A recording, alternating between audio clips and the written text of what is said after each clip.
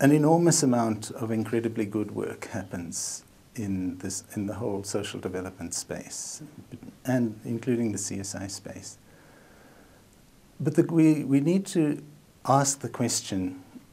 are we really moving the needle on any of the social problems that we're addressing? And we're achieving a hell of a lot of small, localized impacts, but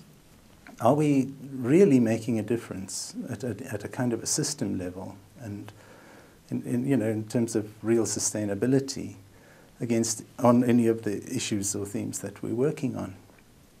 And one of the big reasons I think we're not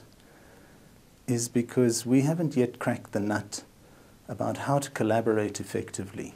on larger scale impact on some of our most pressing problems that we're facing. And in thinking about this and working roughly in this area, designing measurement systems, designing feedback systems, theory of change type systemic planning methods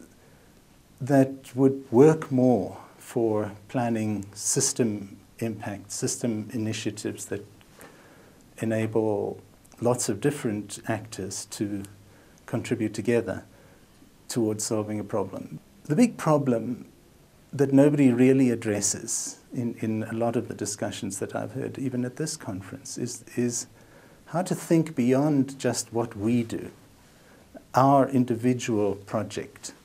which might make a real big difference on the ground here, but is actually not going to move the needle towards solving the problem, either in the wider area that we're even looking at there, but let alone nationally or at any kind of scale. But what I've seen happening in one or two parts of the world recently, in the last 18 months or so, are some really effective examples of large-scale collaboration to solve specific social problems in specifically defined areas, where a small kind of catalyst group gets together and manages to persuade all the other actors working on that problem in that area to come together. It's not just to raise more money to throw at the problem, it's not to form a bigger organization, but it's to create a powerfully synergistic network, have a shared vision and theory of change, a shared understanding of what we want to achieve and what's needed for that change to happen. And then a shared system of measurement, shared indicators that they each work towards their part of, but it's part of a coherent system of indicators,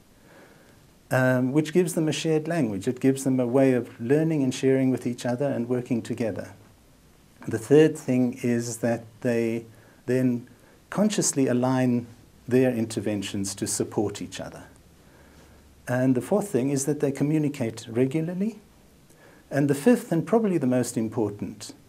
is that there's a backbone organization whose sole job is to coordinate all these efforts, to particularly manage the measurement and the reporting of it, and to provide support to the different actors. And with those 5 things in place, amazing things are happening. And I just thought it might be useful to share some of that here, and to see whether there was any appetite for thinking beyond just our own individual project, now that we know there are ways of actually doing it better.